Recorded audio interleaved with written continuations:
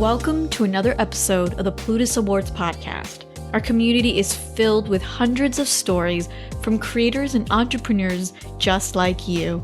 And through this show, we share these stories of challenges and successes, from bloggers to podcasters to writers, speakers, and more. Today's guest is Cameron Huddleston, the author of Mom and Dad, We Need to Talk, How to Have Essential Conversations with Your Parents About Their Finances. She's also an award-winning personal finance journalist, and her work has appeared in Kiplinger's Personal Finance, Forbes.com, and many others. We talk about how she had a pivotal moment in her personal life, becoming her mother's caregiver, became the focus of her writing career, how writing a book turned her into a subject matter expertise, and how she leveraged that into other business opportunities. Let's dive right into my conversation with Cameron. So let's start off with the personal circumstances that you found yourself in a while back and how that really affected the trajectory of your career.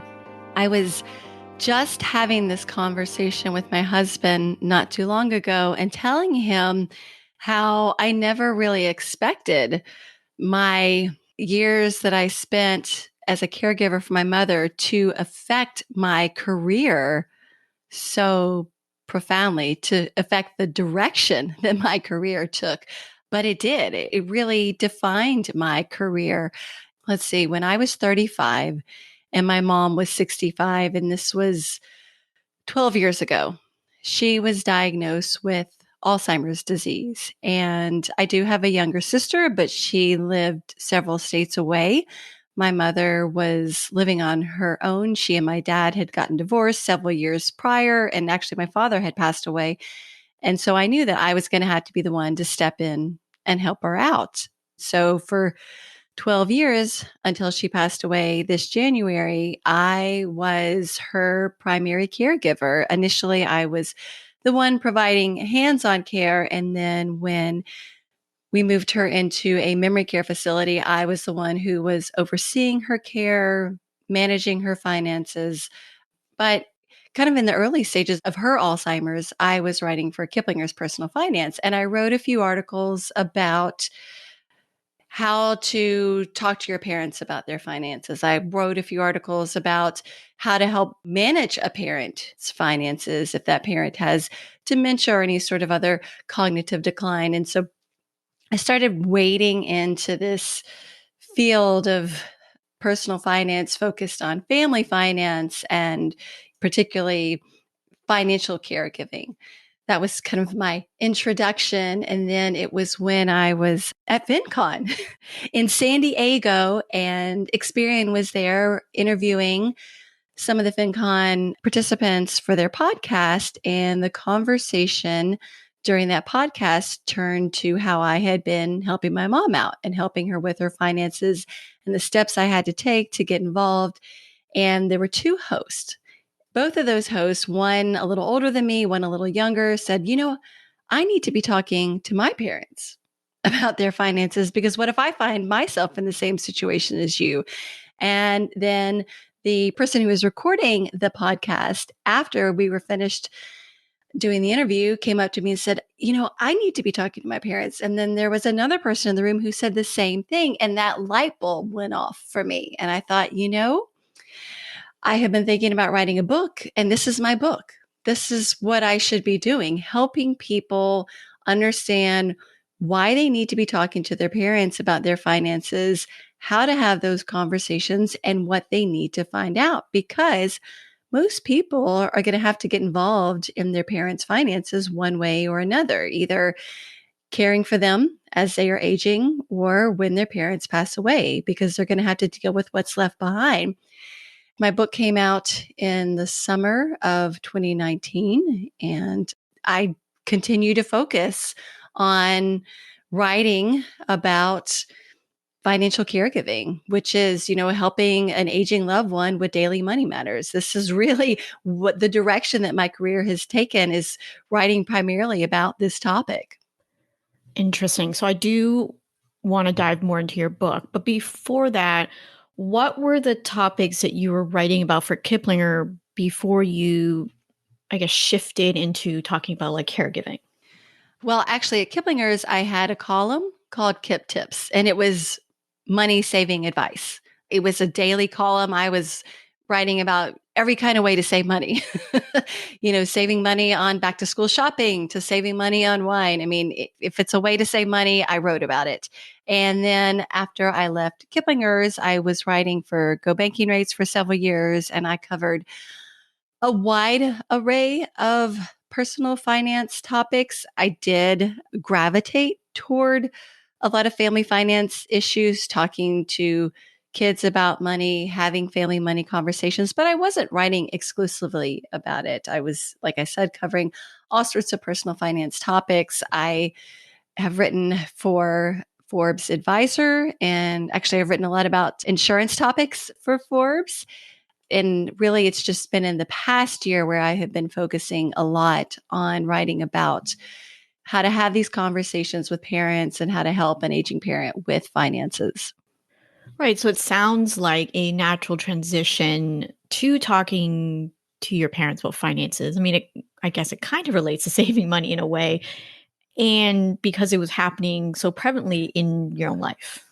Right. I think really it was my book that really helped me focus in on this particular topic, because before that, I was just kind of a general interest personal finance writer, so to speak, and, would cover topics that would appeal to a broader audience. And so writing this book is what really led me to focusing on a very particular part of personal finance.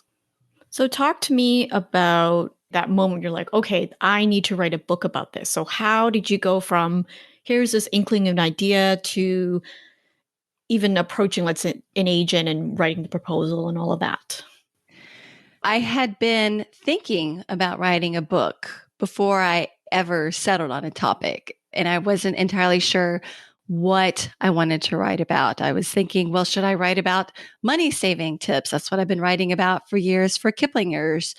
And then I was starting to think a little bit more about family finance conversations. And like I said, it was that podcast interview at FinCon in San Diego that made me realize I should be using my own experience with my mother to share that experience with others and help people avoid the mistakes that I made. And the mistake I made was not talking to my mom soon enough about her finances. And when I had to get involved with her care and her finances, I had to scramble first to make sure she met with an attorney to update her estate planning documents so that I would have the legal right to make healthcare and financial decisions for her.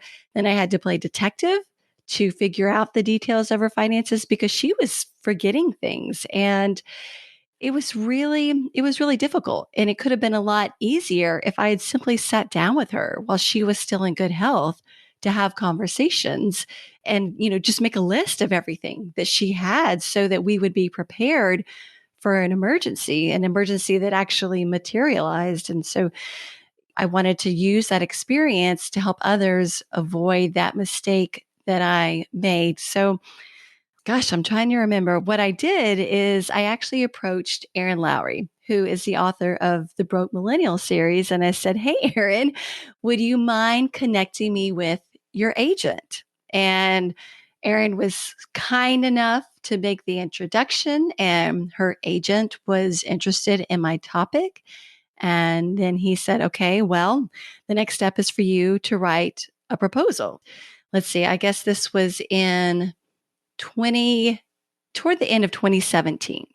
So he wanted me to have a proposal ready for him by the end of 2017, like end of December. So I wrote my proposal, and proposal is essentially it's really like a marketing pitch. You have to do a lot of research about the market for your book. Are there other books out there that are like your book? Publishers, interestingly enough, want to see that there are actually similar books out there on the market, like the book you're proposing, because they want to have an idea of how those books perform. And in my research, I found there really weren't other books that focus specifically on how to have money talks with parents. And so this was really going to be a first of its kind book. I listed a couple of books that were similar caregiving type books, some books that had chapters that were dedicated to having these money conversations. The proposal also included a couple of sample chapters, my whole marketing plan, how I plan to get the word out about my book, because what people might not realize is that publishers actually do very little to promote a book. They expect the author to do most of the promotion, and they want to see that the author has an audience already that's out there and willing to buy a book. And so certainly if you already have a really nice big email list for your blog, or if you've got a large following on social media, those type of things are going to be very appealing to publishers because they see that as willing buyers of your book. They're already loyal to you. They're getting your email newsletter. They're following you on social media. And so they're eager to consume what you're putting out there into the world. And so fortunately, my social media following is okay. It's not outstanding, but I was working for Go Banking Rates at the time, and Go Banking Rates was willing to help support me in my book publishing endeavor, and they were willing to use their platform, their social media platform, to promote the book. And so that certainly helped. And then got my proposal in to the agent. He shops it around to publishers, and it took a few months to find a publisher. And once we did, I think I signed the book deal with Wiley in May of 2018. And I had until the end of 2018 to finish my book. So it was really quick. And then actually the editing process did not take all that long. I guess maybe I'm fortunate. I am an experienced journalist. I didn't really have to make many changes at all. And the book came out in June of 2019. That's the process in a nutshell. A, it sounds like, gosh, that's a lot of work. And B, it almost, just hearing different authors talk about the process, it seems like yours was fairly fast in the traditional publishing world. So I guess for better or for worse. What I am curious about is writing a book is already an incredible amount of work, like I said, but you were juggling caretaking duties and I'm assuming writing for Go Banking Rates at that time. So how did you manage all of those things at once? Oh my goodness. It was a challenge. Like I said, I had less than a year to write this book. And so I planned out everything carefully. It's funny because even though I have been a professional writer my entire adult life, I was actually very nervous about the idea of having to write a book. So once I kind of got into the mindset of, hey, I'm not really writing a book, I'm just writing a series of long articles, that made me feel more comfortable. And I realized, okay, I'm going to spend the month of June doing a lot of my interviews for the book. July, my family was actually traveling. We went overseas to see my husband's family, came back, and from August to December, I wrote about 3 chapters each month. And I had to do some more interviewing during that time, but I had this schedule and I had to make sure I got 3 chapters done every month in order to have all of my chapters written. And I actually had already had a couple written because I had to write them for my proposal. I had to dial back my work for Go Banking Rates, but I was continuing to write for them. I'm trying to think about how many articles I was writing per month. Less than 10. I have 3 kids. And you're right, I was still overseeing my mom's care. She was in a memory care facility at that point.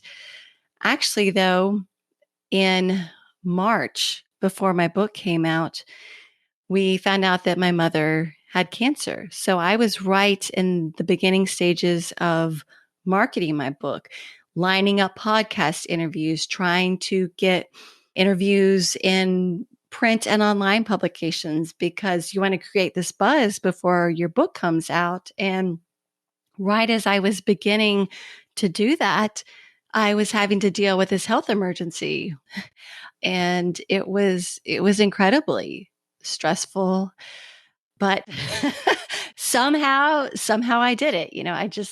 I kept plugging along. I certainly was working on weekends. I know right before my book had to be turned in on January 1st of 2019, I had actually made a terrible mistake of saving my 3 most difficult chapters till the end. And so I was scrambling. I mean, I was writing up until the last minute, staying up late, working on weekends. But I had really just created this schedule for myself where a few days of the week I would write for my book. And then a few days of the week I would write for Go Banking Rates. And my husband was kind enough to take over a lot of the caregiving responsibilities for my kids. And it was a juggling act. Yeah, and it sounds like you leaned in on your skills as a journalist and a writer to figure out, okay, what works best for me and how can I do my best, I guess, to fit everything in, so to speak. Right. And like I said, scheduling, it's really important to schedule. Fortunately, I am a fast writer. And so I didn't struggle with any sort of writer's block, which is a good thing. And I think too, when you are writing for yourself, when you're writing about something you're passionate about, I do feel like the words flow easily. I know plenty of times when I'm writing an article and I'm not super excited about the topic, it's a struggle. I mean, I'm sure you know too, Sarah, you write for plenty of publications. And sometimes when there's a topic and you're just not that into it, you just keep putting it off and you're like, oh, okay, I've still got another day. I can finish it all tomorrow. I just can't do it today. With my book, I was excited about it because it was a topic that really mattered to me. And so I was motivated to write. That certainly helped. It made it easier to stay on track and to stay on schedule. How much of the content relied on your own experience and the lessons you learned from your own experience versus the people that you interviewed and even research that you've gathered? I would say that probably most of the chapters. I share some sort of personal anecdote, but every chapter has quotes from expert sources. Every chapter has research that is cited. And so I would maybe say that it's 60 to 75% interview and research, and the rest is drawn from my experience. But my experience informed me and guided me and allowed me to know what sort of questions to ask of experts. I think if I tried to write about this topic and hadn't experienced it personally, I wouldn't even know what questions to ask. And again, that's one of the reasons why I wrote the book, because if you end up in a role of caregiver or financial caregiver for a parent, you don't know what you don't know. I mean, a lot of us struggle with our own finances. Imagine having to manage someone else's finances, someone who is in an entirely different stage of life, who is getting Social Security, who is relying on Medicare. I mean, if you're in your 30s, your 40s, you don't necessarily know how Social Security works. You don't know how Medicare works. You might not have estate planning documents. So fortunately or unfortunately, because I had to go through this process with my mom, I was very well informed about what it entailed, what sort of information people need to have about their finances, because I had learned it. And a lot of it was through trial and error. I mean, even though I am a personal finance journalist and I had a solid financial foundation, I knew plenty about personal finance. There was a lot I had to learn along the way, and there were mistakes that I made. And so I wanted people to be able to avoid mistakes. And that's why I interviewed experts. It wasn't just my story. I wanted it to be a journalistic piece.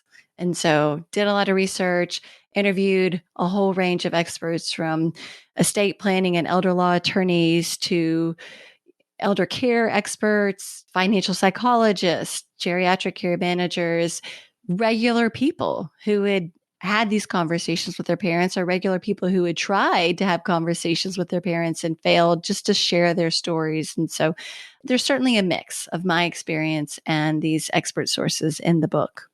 That's really helpful. Thank you.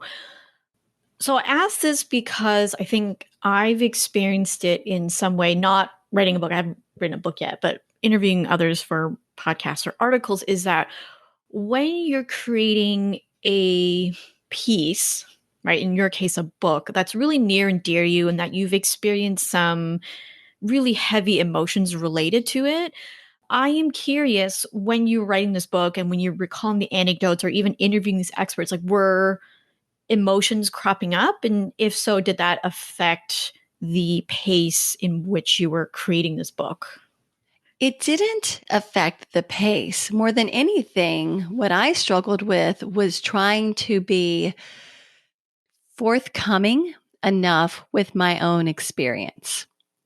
I am a somewhat private person. I have become a lot more open since writing my book about my experience, but it was difficult for me to share my personal experience and my mom's experience because I was sharing her story and I wanted to be respectful of that. I mean, I knew she was never going to read the book. She was already in the later stage of Alzheimer's when I was writing the book, but I wanted to be respectful of her and her situation. And so I wanted to make sure I was revealing enough information to inform people, but I didn't want to overstep any bounds.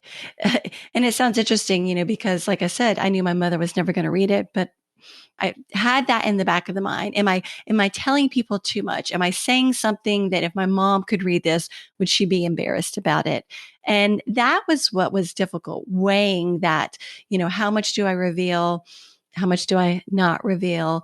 And one of the reasons, I would really say the key reason I became a journalist as opposed to some sort of a fictional writer, creative writer, is because it's so much easier for me to tell other people's stories. I really struggle when I have to share my own story. I mean, heck, I cannot even write a decent cover letter because that means having to talk about myself and promote myself. And I'm not good at that. And so having to share my own story in a book was certainly a challenge for me. So it didn't slow things down. I just constantly found myself saying, okay, should I be adding a little bit more here?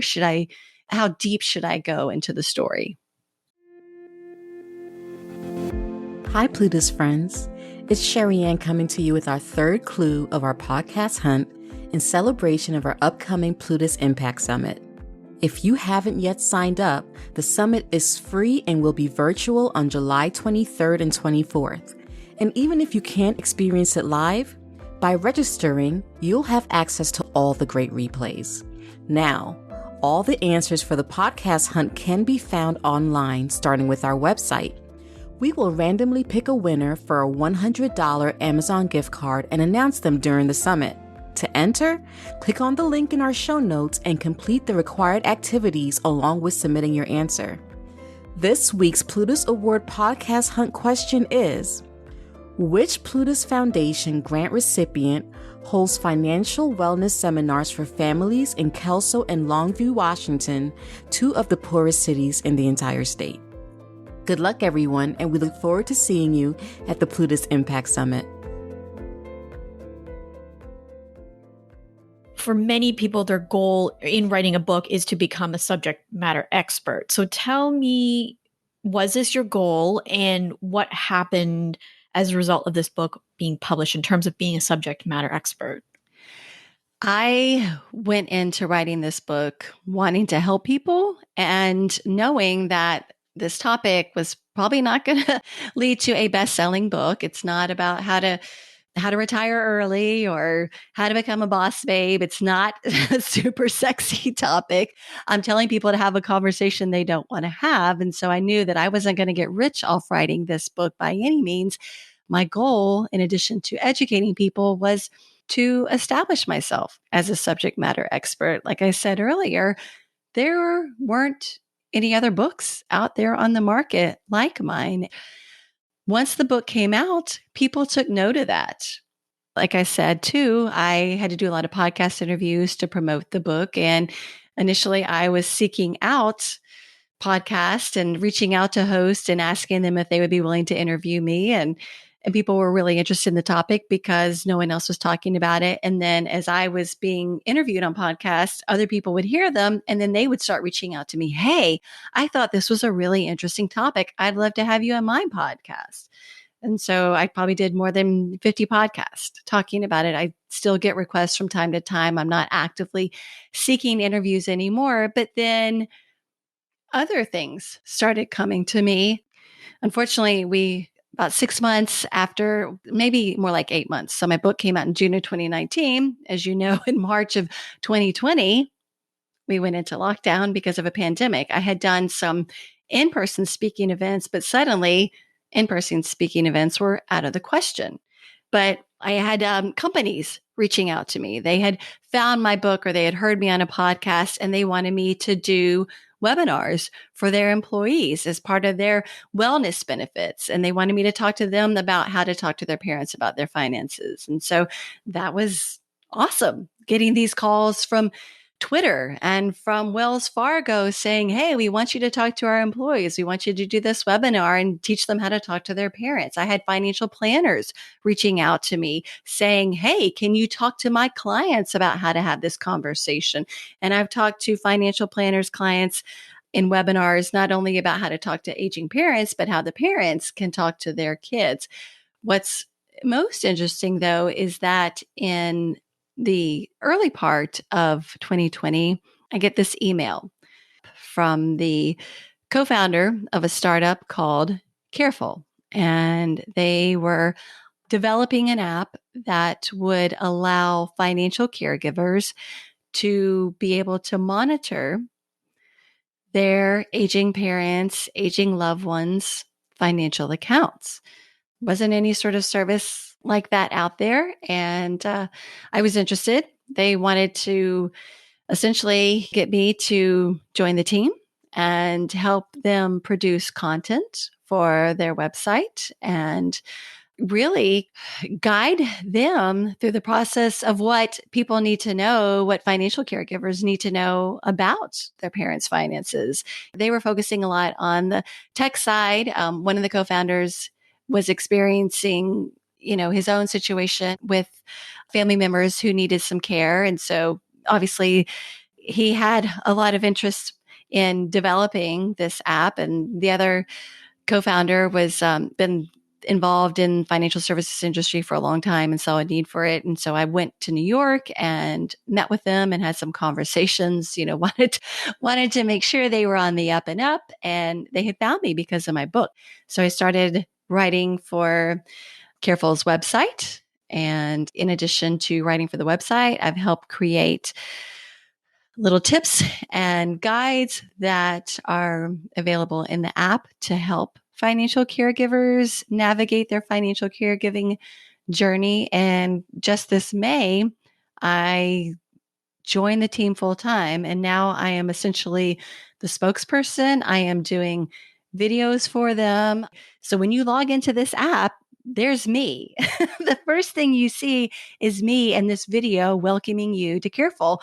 Never in 1,000 years would have expected to be seeing my face in an app, but this is where writing a book and becoming a subject matter expert has led me into almost like a new career. I'm now working with a financial services startup as head of their content and education, serving as a spokesperson for them, doing videos for them. We're working on an entire video coaching series for financial caregivers. And so it's really interesting the path that writing this book has taken me on. Right. I mean, I think I know the answers, but I'm going to ask it anyways, did you think that when you had that initial idea that you were going to go on this, I guess, winding path to where you are now? No. I was hoping that I would get to do speaking events, and I thought speaking events for sure, and knowing that speaking events can bring in income. I didn't think I would end up working with a financial services startup. Never, never expected it. And it still kind of blows my mind how there were two people out there who came up with this idea to create an app to help financial caregivers right around the time that I had put this book out into the world about how to talk to your parents about their finances and how everything aligned so perfectly. It's just, I don't know, it really just kind of blows my mind how this worked out. And I'm certainly glad that they reached out to me because they saw my book and they thought, we should reach out to this woman and see if she wants to work with us. And I was just super excited about what they were doing, and their mission aligns perfectly with what I am passionate about. And so it's kind of crazy how it all worked out this way. Yeah, I love that. It's just, that's amazing. So if someone is going through a life experience related to money or not, and they're really interested in writing content for it or publishing something related to this life experience, and they're not really sure how to approach it, what would you say to them? I would say you could start by testing the waters. If you, for example, have your own blog and maybe you've been focusing on a particular area of personal finance, but you've gone through an experience and you write about personal matters already on your blog, try writing a post about that particular experience and see what sort of response you get. Or maybe you reach out to other blogs or other publications and offer to write a guest post or a guest article and see if there's interest in it and see what, are a lot of people commenting on it? What's the traffic like to that article? Or maybe you even start more simply by just sharing some post on social media about your experience. I mean, that's a really fast way to find out what people think about a particular topic. Share something on Instagram or Twitter or Facebook. And if you get a lot of comments, oh my gosh, wow, I'm so glad you shared this, then you know that you're on to something. Like I just happened to be doing that podcast interview with Experian, and the topic headed to the direction of my financial caregiving with my mother. And suddenly it made me realize that other people were interested in it. So start by putting out some feelers and see if there's interest in this particular topic that you're interested in writing about. Like I said earlier, it's great if you already have a decent social media following, decent number of email subscribers, if you already have some sort of platform, because publishers do want to know what sort of platform you have. It certainly plays a role and it can help you get a book published. But put out some feelers. Expect that it can take time. It can, especially if it's a pretty narrow topic like mine, it can take a while to find a publisher who might be interested and who is willing to take a risk on publishing a book about a topic that is somewhat untested. It's funny because when my agent was shopping it around, and I mean, there were several publishers who came back and said, this topic is too narrow. And then someone said, well, it's too broad. And we were like, well, what? What does that mean? It's too broad. And most people are saying it's too narrow. And I just kept thinking, well, anyone who's got parents, this book is going to apply to them. And so, I mean, you also have to be prepared for rejection because there will be rejection during the process. And you've got to be prepared for if a publisher says yes, you might have a title in mind and they might think something else is going to sell better. And the editing process can take a while. And so you've got to have a thick skin to get through this. As a journalist who's used to dealing with editors, I already had that thick skin. So, and I'm used to dealing with rejection. It's harder though when you're writing something that's really near and dear to you. But like I said, put out some feelers, test the waters, see what sort of response you get by writing a post, a guest post, sharing some stuff on social media. And that's going to give you some insight into whether there is appetite for this topic that you're interested in writing about. Well, Cameron, thank you so much. Where can everyone find you and your work? The easiest place to find me is at CameronHuddleston.com. I hope you enjoyed today's episode. Let's take a look at some lessons we can learn from my conversation with Cameron. Lesson number 1 is to use your life as inspiration for content. Now, unfortunately for Cameron, her life as inspiration for content in this case was a little bit sad. And for you, that may be the case, or you have something that's really exciting in your life. You can use that as fodder for content, whether that's a book, a podcast, blog, Instagram caption, whatever it is. Think about what you're comfortable with sharing, how that is relevant to your audience, and find a way to channel that and share it with the public. Lesson number 2 is to listen to feedback or what others are asking you for. For Cameron, it really started with that Experian interview as something that she can do, right? Writing a book or making more content, something that other people are really interested in. And that happened to her more than once. And so for you, think about what have people been asking you about? Maybe it's your audience, maybe it's people in real life, or you're looking at questions that other people are asking other platforms. You can use that as inspiration for content that you can create. Lesson number 3 is publishing a book can help you become a subject matter expert. So for Cameron, her life experience turned into writing a book, turned into her being an advocate and a subject matter expert in terms of the sandwich generation and how to care for parents in terms of retirement or even long-term care. She was able to channel that into earning money for speaking and consulting, and now she's working for a company that does just that. So think about, if you're interested in publishing a book, how can that help you become a subject matter expert in order to generate other streams of revenue? That's it for today. Thank you so much for listening to the Plutus Awards Podcast. If you're interested in collaborating with other financial bloggers, podcasters, influencers, and more to chat about your work, interests, ask and answer questions, come join our Facebook community. Search for Plutus Community in the search bar or head to facebook.com/groups/Plutus Community. We hope to see you there and get a chance to support you and your amazing work.